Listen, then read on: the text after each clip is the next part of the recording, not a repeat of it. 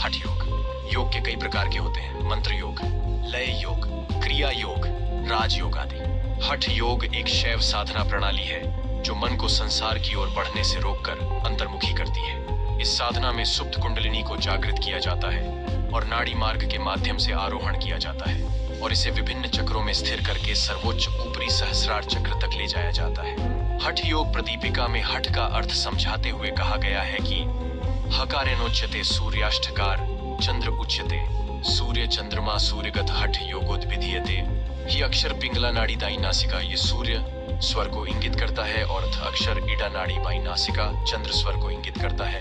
इड्डा ऋणात्मक ऊर्जा का प्रतीक है और पिंगला धनात्मक ऊर्जा का प्रतीक है। हठ योग यानी हठ योग प्राण का संतुलन प्राप्त करने का व्यायाम है।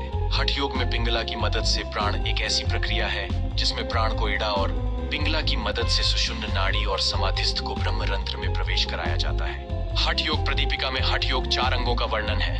पहला आसन, दूसरा प्राणायाम, तीसरा आसन और समापन, चौथा हथाय नादानुसंधान। हठ योग पर एक और प्रसिद्ध पाठ घेरण संहिता है जिसमें शैव को उनके 7 अंगों शतक्रम, आसन, मुद्राबंध, प्राणायाम, ध्यान और हठ समाधि के रूप में दर्शाया गया है।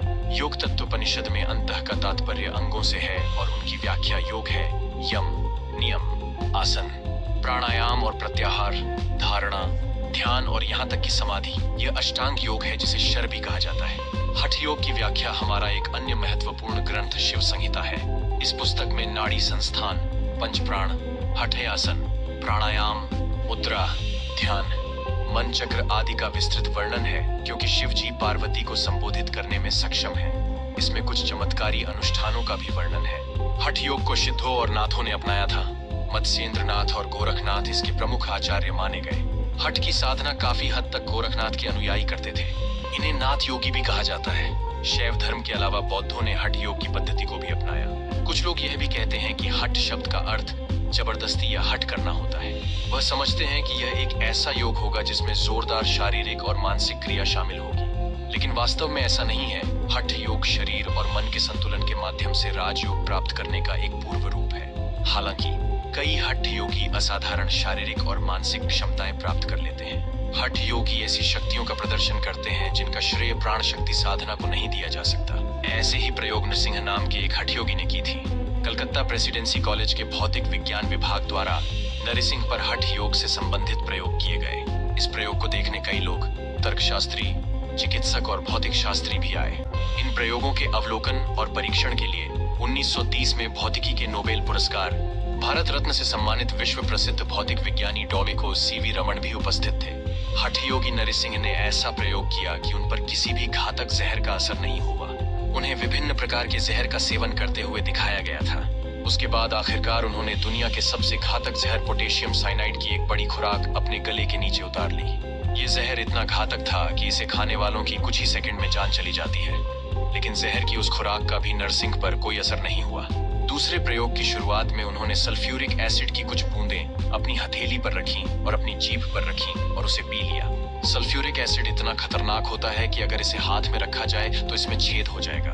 उसी एसिड की कुछ बूंदें एक धातु की पट्टी पर रखी गईं और वह उसमें छेद कर गई। फिर इसे नरसिंह को यह दिखाने के लिए दिया गया कि कार्बोलिक एसिड कितना तेज है। उसने उसे एक साथ दोनों हथेलियों में पकड़ा, अपनी जीभ पर रखा और गले से नीचे उतार लिया। डॉक्टरों ने उनकी हथेलियों, जीभ और गले की जांच की, लेकिन कहीं भी चलने के लक्षण नहीं दिखे। हिमालय की एवरेस्ट चोटी को पार करने वाले एडमंड हिलेरी और शेरपा टेंसिंग ने एक हठ योगी की योग शक्ति के चमत्कार देखे। एवरेस्ट पर चढ़ने के बाद हिलेरी ने बंगाल की खाड़ी से लेकर हिमालय तक की यात्रा की। उस समय के अनुभवों को उन्होंने अपनी पुस्तक from the ocean to the sky में दर्ज किया है। इस यात्रा के दौरान हिलेरी और उनके साथियों ने मिर्जापुर में बलिराज मिश्रा को मिले। वे एक हठ योगी थे।